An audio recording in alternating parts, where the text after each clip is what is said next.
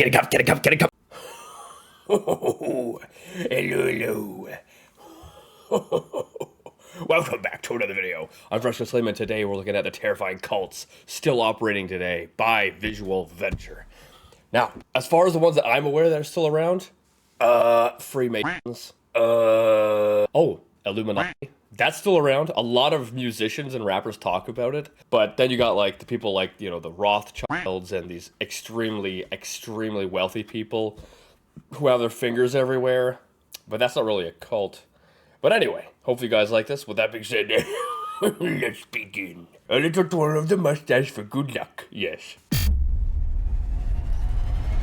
And finally, after several minutes, this 40-year-old woman says she has turned into a 35,000-year-old man. There he met his...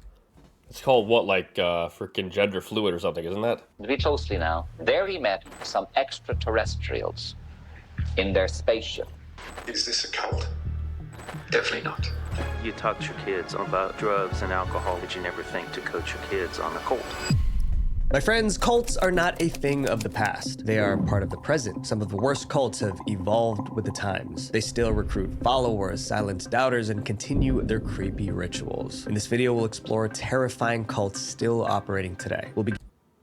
Dude, look at that guy's hair. It is a little bit similar to mine, but at least I have a nice mustache. Begin with the strange ones and save the worst for last. So as you guys can probably hear right now, I'm pretty sick, but the show must go on. I would hate to miss a weekly upload for you guys, so it would mean the world if you subscribe to keep us growing. I'm Visual Venture, and you are awesome. The Raelian Movement. The Raelian Movement is a global cult. It has 130,000 members across 120 countries. And every member believes the same thing, that aliens created all life on Earth. But that's only part of the story. I've heard of that before, and I didn't even think that was a cult. I thought that was just kind of like a theory on how everything was, like, made. Main goal is to build an embassy to welcome those aliens back to Earth. It sounds strange, but they believe all this because of something that happened 50 years ago. The cult started with a man named Claude Vorilhon. He had a long list of failures. Claude tried to make it as a musician and failed. Then he tried to become a race car driver and failed again. But his life changed on December 13th, 1973. That day, Claude allegedly saw an alien in a park in France. In a park in France, in my home country. In a park in France. What, like just eating a sandwich? Or feeding the pigeons or something? Okay. There he met. Listen to me closely now. There he met some extraterrestrials in their spaceship. According to him, a flying saucer landed in the field. A small alien stepped out. It looked human, but it had green skin and a... That looks somewhat like Michael Jackson. I always knew he was an alien. Goatee beard. But the real shock wasn't how the alien looked. It was what it said. The alien told Claude that it... Meat more. Meat more. Was one of the Elohim. They were a race of advanced beings who lived on a perfect planet where the most intelligent are in charge. They've mastered genetic modification. They lived 10 times longer than humans. An alien claimed they created humans. And in these laboratories, thanks to DNA and genetic combination, they created all life on Earth. It means trees, animals, and men. Since that creation, the Elohim have been watching humanity from afar. One day, they would return to Earth. But first, humans needed to build them an embassy. Here's what the alien embassy is supposed to. So, the only thing stopping them from coming back to Earth is an embassy. Like, we couldn't just rent out a friggin' gymnasium from a school and just give that to them or something? To look like. It's his ambition to build the structure shown in this model near Jerusalem. Its purpose? To welcome the alien race. When the embassy is complete, the Elohim would come back to reveal their scientific knowledge to humanity. But how did Claude fit into their plans? Why was that like the one stipulation why they couldn't come back until that was made? That's so dumb. The alien made Claude Elohim's prophet on Earth. He was ordered to spread their message and build their embassy. The alien even gave him a new name, Rael. When Claude returned home, he started telling everyone about the aliens. Interestingly, they listened. He also held conferences about his experience. His first conference attracted 2,000 people. Okay. And we gotta charge each one. $10 per ticket. Most of these people were obsessed with UFOs and wanted to know more about the Elohim, and a few of these people actually believed every word. In 1976, Claude, now called Rael, founded the Raelian movement. He traveled the world recruiting members. By 1994, I mean, to be honest though, like if you want to believe in something, then you will look for things to verify your belief. For those people, that kind of makes sense that they would, want to believe that. the movement had about 40,000 members across 85 countries. Every member was required to donate 10% of their income. I need to start a cult. 10% out of 40,000 people? Hold on here. As like the numbers a lot. Okay, 40,000 people. Yes. Times, and let's say the average income was $50,000. Times, what do you say, 10%? 0.1. This is how much. Is my math right? This guy's able to pull in $200 million a year? Holy frig. Is that right? I need to start a cult. Money was to finance the construction of an embassy for the Elohim. But Raelism wasn't just about aliens. It promoted ideas that seemed progressive. The cult supported equality for all. They also believed in using science to improve life on Earth. But the most controversial... Yeah, like none of those are really controversial. That's kind of what the whole North American belief is, isn't it? And like the whole modern belief of all these modern first world countries. Shut up! Belief was about human cloning, and the Raelians were determined to do it. I was the first on the earth to say human cloning is coming very soon. In 1997, the cult formed a company called Clonaid. Its goal was simple: create the first human clone. Now we have 3 scientists working almost full-time in a lab here in the United States. Their scientists worked long and hard. Then in 2002, Clonaid made a huge announcement. They claimed they successfully cloned a human. Clonaid shared almost no details about their supposed clone. Like, are you just making babies from scratch, or is it kind of like the horror movies where they're in like a big freaking tube? Because if they're in a big tube, I mean, that's kind of cool. But if it's just like making a baby from scratch, I mean, I'm sure you can hire some people to just help, make babies. You get my drift. Main thing they said was that a 31-year-old woman donated her DNA for the cloning process. And the baby, the first human clone, was named Eve. Obviously, the news made headlines, but the reaction wasn't all positive. Many hated the idea of human clones. There's so many disastrous things that can come about from somebody doing this with a bad motive. Isn't that just like having a twin, though? Or quadruplets or whatever, where they all just look the same? You're not going to be the same person. You are not your body, right? If you lose an arm or your leg, you are still you. And so you ask yourself, well, how many parts of your body do you have to lose before it becomes a different person? Before you become a different person? And that's like, right? You get a heart transplant, you get a lung transplant, kidney transplant, liver transplant. You could have all these things and still be you. And you can lose your arms, your legs. You can lose pretty much everything. It's because you are a soul in a body. So, I mean, you can make clones, but they're going to be individual people. They're not going to be the same person. So I don't know what's the goal of this. Like, what? So might as well just run a fertility clinic at this point. People demanded proof, but Clonaid was very secretive. They refused to say where the clone baby was born, identify her parents, or even provide a picture. Still, the Raelians celebrated. To them, their scientists did exactly what the Elohim did. It's just a couple of guys in like a lab with like a hammer and just they don't know what they're doing. Create human life in a laboratory. Over the next few years, Clonaid claimed to have created dozens more human clones. But again, they provided no evidence. You would think you would have some kind of evidence if that was real, right? I think we need to get their friggin' science team on the fixing hairlines first. Despite the controversy, the Raelian movement kept expanding. Today, it has a surprising 130,000 followers worldwide. They're still working on building that alien embassy. My dude. He's collecting $200 million. Is that math right? I can't get if that's right or not. 130,000 members times $50,000 for an annual income times 0.1 is 10% of whatever their income is. Do you know how much it is to build like a nice new building, a skyscraper, you could be upwards of $50 million, okay? This cult, or, you know, is bringing in this much money a year. $650 million a year, okay? And you're telling me they can't build some building? And they've been raking in millions upon millions for decades, and they can't afford to build some building? The math doesn't add up. Something's off here, right? Like someone's taking a little bit for themselves. Claude, aka Rael, is still their leader. He claims he has visited the Elohim's planet in outer space. And there, Jesus, Moses, Muhammad, and other prophets continue to live through human cloning. What? That doesn't make any friggin' sense. That doesn't make any friggin' sense. What? So this idea that they're cloning is that you can continue living through the clones?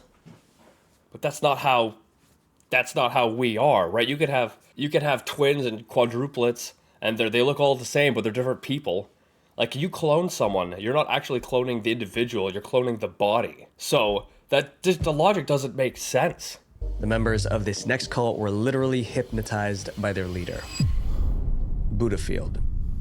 What? People thought they were signing up for acting classes. Instead, they accidentally joined a cult. And Accidentally? Okay, that's interesting. Cult leader was their charismatic acting coach, Michel Rostand. Michel always wanted to be famous. He was obsessed. He tried to make it as an actor in Hollywood, but his career never took off. To pay the bills, he started teaching acting in Florida. But during those classes, things took a strange turn. Michel began slipping in ideas about philosophy and meditation. He spoke about a mysterious guru who led him to a great spiritual awakening. His students were fascinated. I think he soon realized that he was having more success kind of channeling that spiritual side of him than the acting side of him. There was no evidence that Michel ever had a guru. Some thought he was just making up stories, but his students were young and impressionable, so they ate it all up. By the mid-1980s, Michel rebranded. He was now a spiritual guru with superpowers. With superpowers. I'll tell you what. From my own experience, I think meditating has been an amazing thing that I've started over the last few years, and in a way, it's really changed my life. But superpowers? What are these superpowers? Can he fly? Can he... Like, what's he claiming he can do? I hope you go into that. Was Michel, a self-proclaimed enlightened being who claimed to transmit divine energy. His acting students became his disciples. Together, they formed a new movement. They called their group Buddhafield. Not long after starting the cult, Michel moved back to West Hollywood. His followers went with him. They rented homes near each other and lived like one big family. We were together. Oh, that is. You know, opening up a compound? Yeah, that's definitely not cult-like. 24/7. We lived together. We ate together, played together. Everybody that I knew was in the Buddhafield. Everyone contributed money to support the group. Everyone except for Michel and his inner circle. They didn't work. They didn't have jobs. It was the lower levels that funded Michel and his inner circle. I wonder if Michel had... You moved to Hollywood. Someone who is... the spiritual awakening. I need to move to Hollywood. The most divine people go to Hollywood. The most pure and holy people go to Hollywood. I need to buy a Ferrari. I'm being told I need to buy a Ferrari. Michel didn't lift a finger. His followers bathed him, massaged him, and cooked his meals. Sometimes they even tucked him into bed at night. To outsiders, it looked like exploitation, but Michel convinced his followers that serving him was necessary for their spiritual growth, and they Oh my gosh. Yes, you need to wipe my rear end. It is very good for your spiritual growth. Believed them because he was hypnotizing them. Every weekend, Michel held private cleansing sessions with each follower. Each cost $50.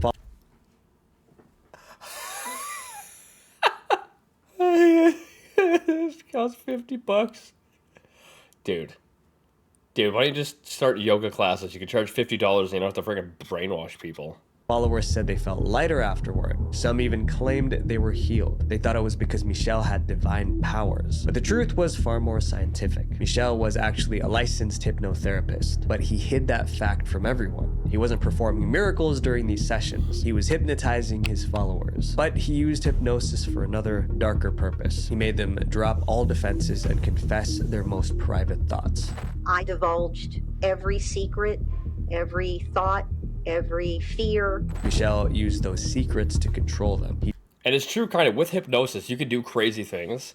Like I actually I hypnotized myself once a year and a bit ago. Basically, I made some like audio or self hypnosis. The audio was on, right? It was like some nice soothing music, and then I would say stuff like, "You're very clean. You have a clean house." Because at the time, and even now, I hate cleaning, dude. I hate it. My place is dirty. Okay, so I made this hypnosis thing. I was lying in bed listening to it, and after that, it was unbelievable. I've never experienced an urge to clean. Like, I got up and just started freaking cleaning.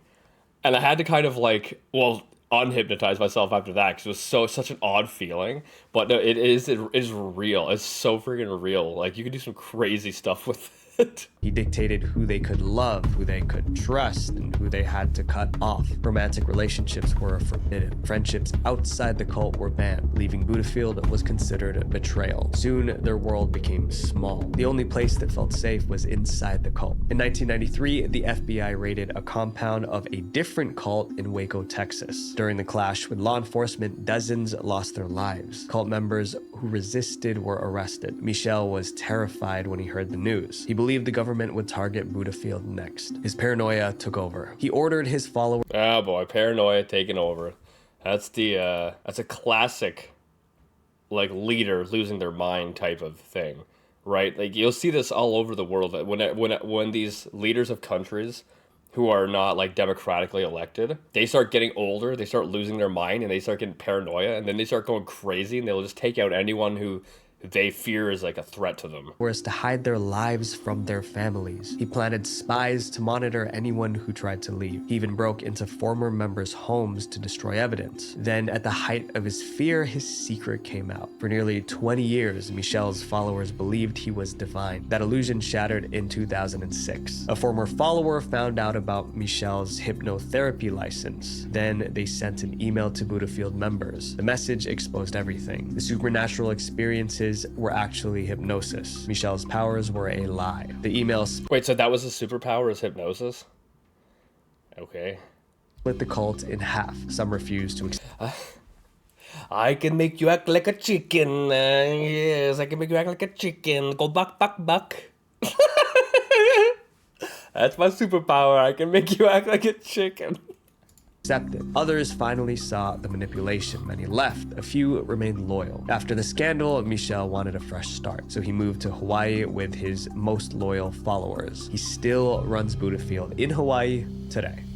Really? Is he wearing makeup in this? But yeah, you can do a lot of stuff with hypnosis. Like, don't get me wrong. Once you tap, it sounds so bizarre, but like, because when you do hypnosis, you're working with your subconscious. And your whole world in real life is, oh my gosh, what's in my eye? Your whole world in real life is basically a program from your subconscious where everything that you do is based on your subconscious beliefs. And a lot of people are not aware of that. They just live their lives as if, it's normal. But if you can change something in your subconscious, like a belief about yourself, you'll end up you will act differently and you'll end up seeing the world differently from that. I know how it sounds, but it's crazy how real it is. Like, if you hypnotize yourself into thinking you're a successful business person, then you're going to start acting like that. And then you're going to start seeing, results in the real world based on that. But it's not a superpower, right? Everyone operates on their subconscious programming. So it's not a superpower. It's not really many people are aware of that. All right, I'm going to get some coffee here. Hopefully I remember to cut this out. Oh, a fresh pot of coffee. This next cult believes in lizard people. Ramtha School of Enlightenment. This cult became famous for one bizarre reason. Its founder claimed she was channeling the spirit of a 35,000-year-old warrior. That ancient warrior was called Ramtha.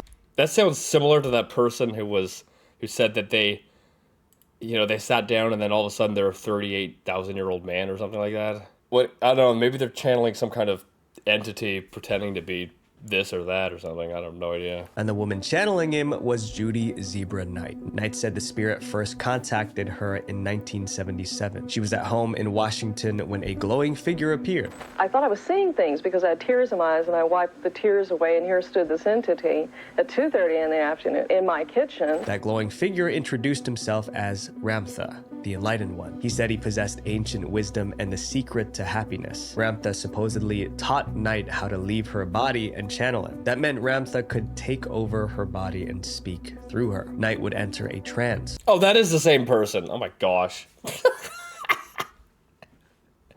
I can't believe I thought there were like two cases of people doing the same thing. Then her voice would become deep and masculine.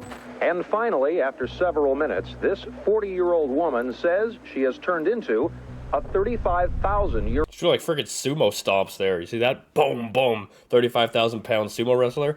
Boom, boom. Old man. Knight began channeling Ramtha publicly in 1978. Through her, Ramtha preached every human was their own god. Ramtha also said people could shape reality and heal themselves with their minds. Is it possible to have mind over matter? Baby, the brain is king. The body is the kingdom. It was a message people wanted to believe. By 1988, Knight had thousands of devoted followers. That year, she opened the Ramtha School of Enlightenment. The school offered classes and retreats. A single class cost around $400. Frig, that's a good payday right there.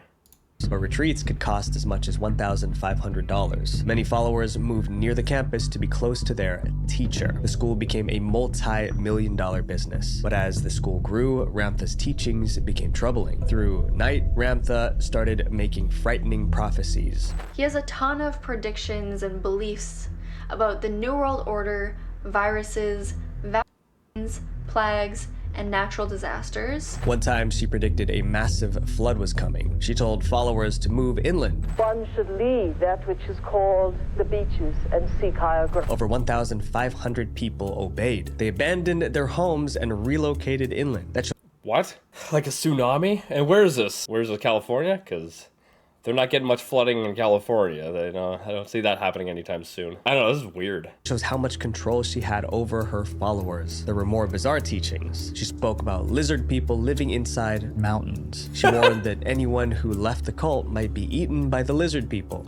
Oh, a little scare tactic. Very nice. Outsiders believed she was manipulating gullible followers. They accused her of being a spiritual predator. There were also allegations that Knight's teachings made some of her members lose their lives. For instance, several followers had serious medical conditions. Instead of sending them to hospitals, Knight claimed Ramtha could heal them. She hugged them, spoke comforting words, and declared them cured. Many were never healed. They passed away. This lady went home from there, died of pneumonia. Today, Jay-Z Knight is in her 70s. She still channels Ramtha at her Washington compound.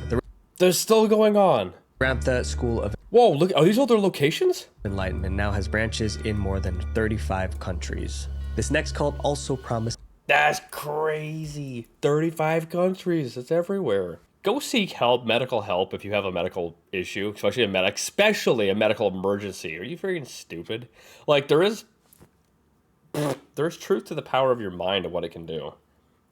But if you're in a medical emergency, like, you just freaking go to the hospital. It's not that hard. Go to the hospital. Even if it's gonna bankrupt you, it's probably better to be bankrupt and alive than dead but have cash in your bank account, you know? Just healing, but just gave lies. Universal medicine. The universal medicine cult began in the most unlikely place, a bathroom. In September 1999, Serge the Church of Poop. Church of Poop. Hayan was relieving himself. Suddenly, he had a spiritual revelation. I think that's just called diarrhea. And I just gave myself... I can hear the voices. It's just like diarrhea sound. A time to sit and feel that moment. And I could feel something really, really beautiful. Serge never fully explained what that revelation actually was, but it inspired him to start Universal Medicine in Australia. The group was marketed as a healing center, but critics called it something else, a socially dangerous and socially harmful cult. And once you hear Serge's teachings, you'll understand why. He preached that people born with disabilities were being punished or being dictators in a past life. Oh, it's some kind of like reincarnation belief or something. But I have heard that a lot of the people who do believe this will believe that people who are in bad situations now is because it's punishment for something that they did in a past life. So you can believe whatever you want regarding that, but I have heard of that before, that it is kind of, it's just like, oh, it's your punishment. They are former incarnates of corrupt politicians, corrupt generals, army people, dictators. Serge also warned that certain foods carried dark energy that poisoned the body. Foods like cinnamon, potatoes, and carrots. Not the taters. Have you been eating taters? I sense negative energy on you. Eating them allowed evil forces to enter the body and cause disease. But there was one way to get rid of that energy: burping. In other words, people would... What? What? I mean, I have heard scientific stuff regarding potatoes. Like, I've also seen a lot of stuff regarding any other kind of food, but it's like, oh, if you eat nightshade plants, then it's bad for your health, or if you eat this or that, it's bad for your health. And like, I don't know, like there's some science stuff, maybe to back up some of these claims. So that, okay, but burping is to release the negative energy. That is R-worded, folks. Literally burp their way to healing. She started burping all over the place, going bleh. And after a while, we said, what on earth are you doing? And she said, I'm getting rid of evil spirits. Universal Medicine also sold teas, herbal elixirs, and creams that supposedly... That seems like an old-fashioned belief. Like, I heard back in like the medieval age, when someone would sneeze and someone would say, bless you, I think the idea was that the sneezing was that it was something to do with like spirits attacking you or something like that, some kind of weirdness like that. So you'd say bless you to help them out or something dumb like that. He helped with this cleansing. To people desperate for healing, Serge was a savior. Thousands joined his movement. They attended retreats, bought his products, and built their lives around his teachings. Many swore they felt better. I wouldn't keep paying if I didn't feel that I was getting something out of it. You just had a really refreshing take on things. The mind is powerful, folks. The mind is powerful. Like, I don't know, he somehow convinced them that they're healed and then they don't feel the pain anymore or whatever. The mind is very powerful. But I like his... You gotta burp your way out. The burping will cleanse you of sins, too. You gotta burp your way to heaven. That's so insane saying something like that, dude. Like, the cult of Pepto-Bismol is... So, he just seemed really down to earth. You only have a few days left to start earning a truly substantial passive income. Before long, I am an AI robot trying to sell you AI garbage. You see that ad? Actually, I'm going to keep that in there. I'm going to blur it out who's it from. But you see that? I think that's Kevin O'Leary, right? I've seen so many of those where it's like people, just some AI thing of him trying to scam people. Like, how is that allowed on here? How is that allowed on here? The whole site, all it gets freaking AI garbage ads and scams. Universal Medicine became a multi-million-dollar empire, but Serge had other commands for his followers, and those were far more controversial than burping rituals. Serge allegedly encouraged... He's moving up to farting. He's moving up to farting. ...followers to cut ties with their families. Their new family was the Universal Medicine community. When someone challenged the cult, they were told they would have a baby with Down syndrome as karma for judging others. Yo, you judge me having a baby with Down syndrome. Don't say that. You one more word out of you and you'll have autism in your next life. Like, that's unbelievable, dude. The cult also targeted people on their deathbeds. According to reports, terminally ill followers were told not to leave their money to their kids. Not to leave their money to their kids. It's one thing if someone's terminally ill and the actual modern medicine can't help them and they want to look elsewhere, then I was like, okay, whatever. But if you're taking their money, don't leave the money to your kids. Leave it to me. I need a leather Lambo. I was told, brrr, I need another Lambo. If they did, their kidney energy would be damaged in the next life. Instead, they had to leave their inheritance to the cult, and many obeyed. One woman left. How is that legal? How is that legal? Surge $1.4 million when she passed. Her family sued Universal Medicine, fighting to get the money back. For years, these stories stayed below the radar. Universal Medicine operated quietly in the shadows until one woman decided to expose them. Esther Rocket was a journalist. She heard about Universal Medicine, and in 2005, she decided to experience it for herself. A lot of these cults, or whatever you want to call them, right? They seem to be older. A lot of them seem to be in the like early 2000s. At least all of them so far have been. Now, although people are still alive today doing it, they seem like they were at their prime in like the early 2000s. Esther attended one of their group healing sessions. What she saw horrified her. He had about 60 people in this room on treatment tables. They were all burping. And he closed all the curtains so that it was completely dark. During the session, people screamed and cried as if they were possessed. Esther was convinced something was deeply wrong with the group. I thought again about going to the police, but what do you tell them? This guy's doing exorcisms on people. So Esther... You don't really do exorcisms on people unless there is something to exorcise, right? So unless he is, invoking spirits to come and possess people, then what? It could also be kind of like, were they doing like crazy breathing, like mantra breathing or whatever, where they get to this state of, it's a certain state of consciousness, and I've heard of that happening where people start like screaming and doing weird stuff like that. I have no idea, but at least they weren't all burping. And he closed all the curtains so that it was completely dark.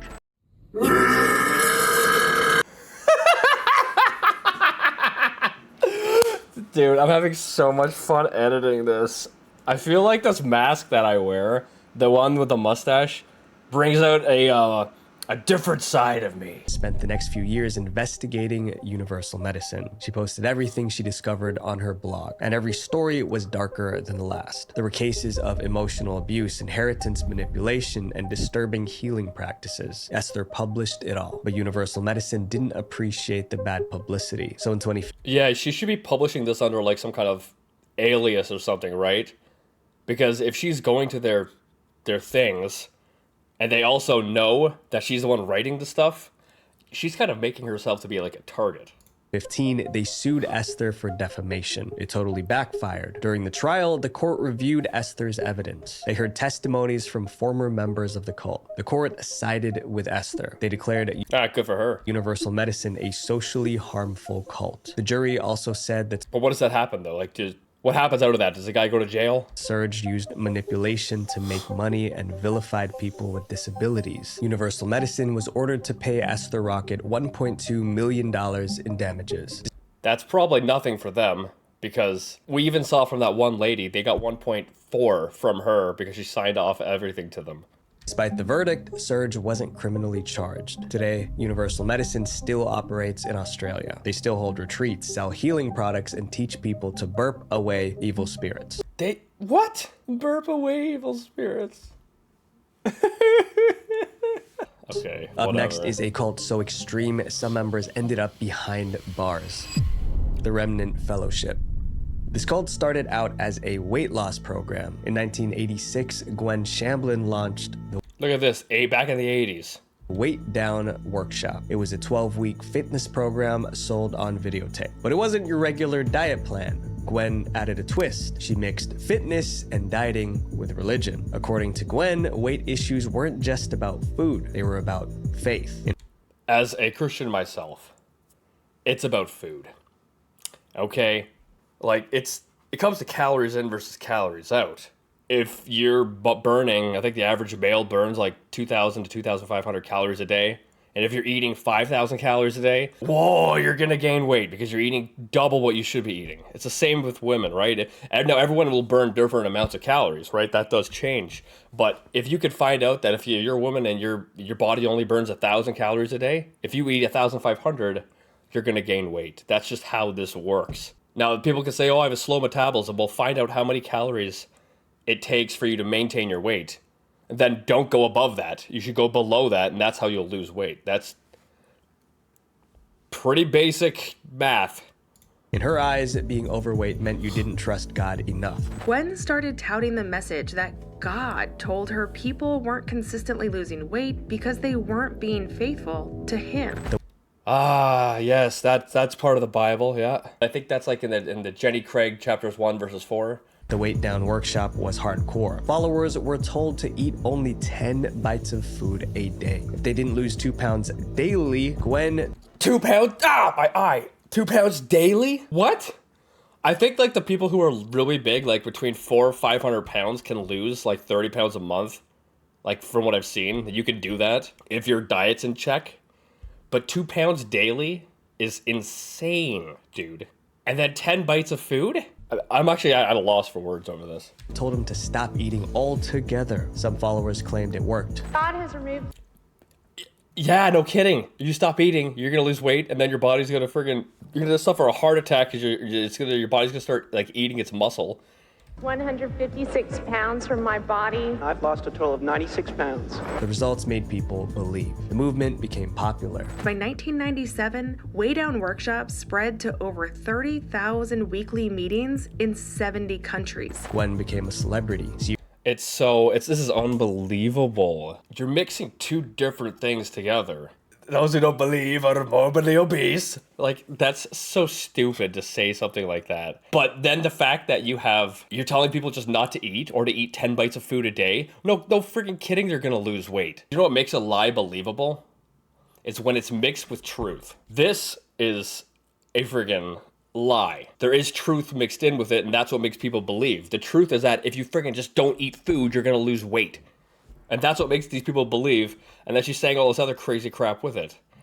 Now this is just my opinion, I gotta state that probably, but unbelievable. She appeared on talk shows and was praised as a Christian weight loss guru. No one realized her diet plan was about to evolve into a cult. In 1999, Gwen bought a massive piece of land in Brentwood, Tennessee. We gotta get a headquarters going. We need a compound. Know what we're missing? We need a compound. There, she founded the Remnant Fellowship. What happened next seemed very calculated. Since she had all that land, Gwen invited her Weight Down followers to join her on the property. They were forming a new community. She also had It's unbelievable how they all follow such a similar route. How much money is she pulling in from this? Multiple businesses under the Remnant name. There was a real estate agency, a construction firm, a school, and more. These companies... What? She owns like all these companies based off of this? Needed employees. So Gwen offered her followers jobs. Now they could live... and for a discounted rate, no doubt. Work and worship together, all under Gwen's control. Dozens of families moved in. Over time, more than 2,000 members lived on or near the Remnant property. It felt like a beautiful community, but soon things began to change, and not in a good way. Gwen's focus shifted from weight loss to total control. She dictated nearly every aspect of her followers' lives. It's unbelievable how all these follow such a similar route. If these people are Christians, you would think any one of them would be like, have like the wherewithal to be like, okay, let's look up and see if this is actually legit, what she's saying. Like, if you profess to believe in something, and then what this person's saying is completely like not in what you profess to believe, then what do you actually believe in? Because it's not, what you claim that you believe in. And it was easy because they lived and worked on her property. Soon, leaving the cult meant losing everything. If a member were to leave, not only would they lose their community, but most likely their livelihood as well. They entrap you where you're stuck. And then if you go out, all of a sudden you don't have a job, you don't have a place to live. You're stuck there. It's even more disturbing were Gwen's teachings about parenting. She encouraged strict discipline with harsh punishments, but that advice resulted in tragedy. In October 2003, a couple from Atlanta, Georgia took discipline a little far. Their son didn't survive. The tragedy made national headlines. The parents were sentenced to 30 years in prison. They were loyal members of the Remnant Fellowship. After their arrest, Gwen even helped pay for their lawyers. Many called for Gwen to be charged too. They said her toxic parenting advice caused the tragedy. To make matters worse, the Remnant Fellowship was identified as a cult by some cult experts. Like, what did they do to the kid? Like, spanking should never lead to that as a result. right? No, I don't even really even agree with spanking. I'm pretty sure there's other ways you can deal with kids. But if you were to spank, because I know some states allow that, how does that end up with someone in a grave? I don't get it. But police said they couldn't find a link between the incident and the church's teachings about punishment. Without direct evidence, Gwen walked free. She continued to lead the fellowship. Over the years, she built enormous wealth and power. But in May 2021, tragedy struck again, this time at the top. So the private plane crashed into a lake near Nashville on Saturday. All 7 people on board presumed dead. Was she part of that? Gwen lost her life in a plane crash. All right, I'm gonna have to take out what I said here. So I say a joke, and it's a bit like looking back at it. It's like, well, maybe that was a bit insensitive, so I'm just gonna take it out altogether. She was with her husband and 5 others. Many expected the fellowship to collapse without her, but it didn't. Today, the Remnant Fellowship still operates from the same Brentwood property. Gwen's children now lead it, continuing her legacy. This next cult started. Oh, that's so friggin' sad, dude. Their own country. Swami Nityananda.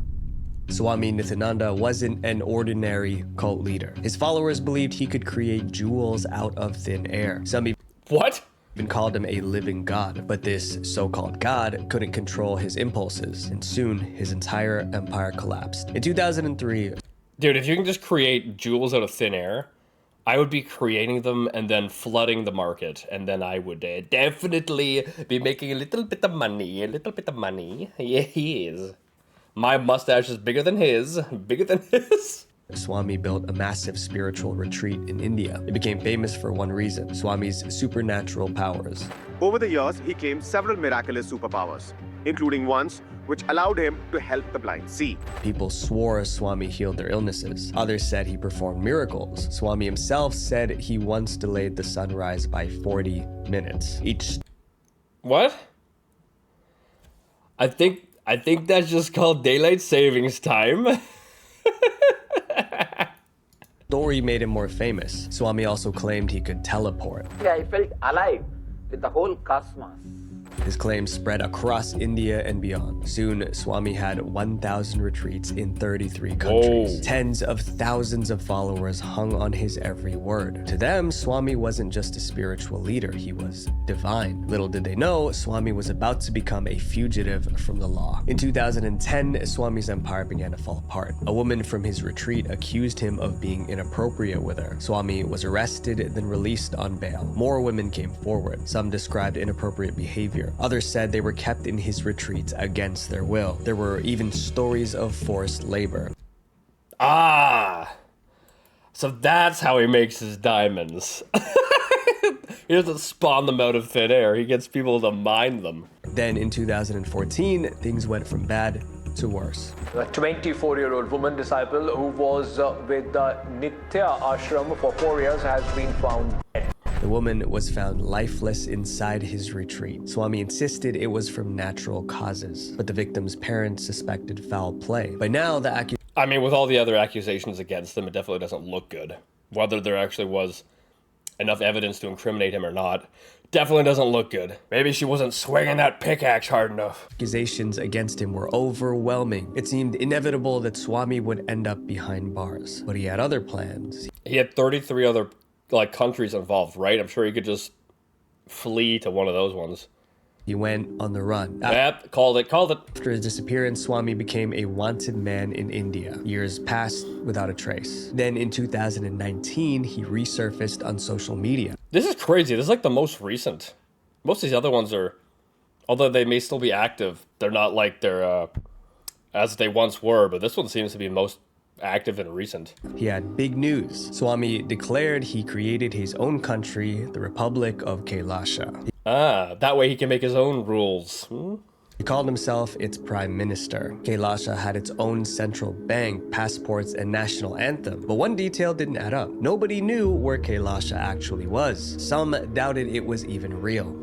Yeah, how do you just create, a country? Because don't you have to have land for that? But since all the land in the world right now is at least spoken for, then is this guy fighting a war with some country we don't know about?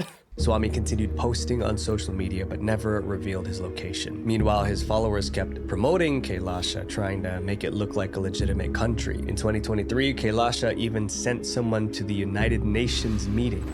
I'm here representing the United States of Kerala. I'm the What? Wait, did you say 2023? Hold on, wait. Legitimate. Doubted it in 2023, Kailasha even sent someone to the United Nations meeting. 2023? This is so recent. This is crazy. I was not aware of this. I'm here representing the United States of Kerala. I'm the permanent ambassador. The UN ignored her, but the cult kept pushing to get Kailasha recognized as a real country. How can they recognize it when it's not on a map? Like, where's the location? How are you supposed to recognize a country if you're not going to give the location of it? That's like trying to recognize, I have no idea, trying to recognize India, but there's no location for it to go on a map. Like, what?